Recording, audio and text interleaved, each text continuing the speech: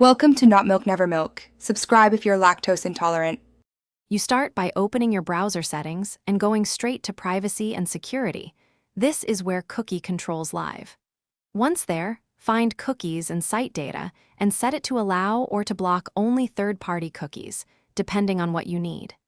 Make sure to save or apply changes, then restart the browser so the new policy takes effect. You do this because many sites store login tokens and preferences in cookies.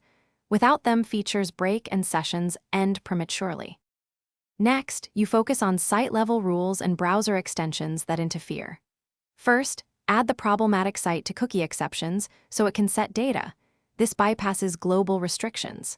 Then, disable or reconfigure privacy extensions like ad blockers and strict trackers. These often block cookies unintentionally.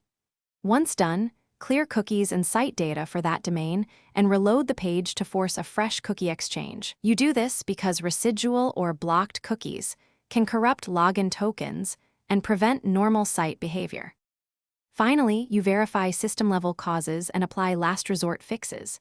Check your device clock and time zone. Cookies use timestamps and mismatches invalidate sessions.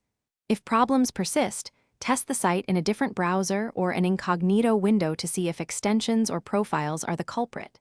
If that isolates the issue to your browser profile, reset settings or reinstall the browser to restore default cookie handling.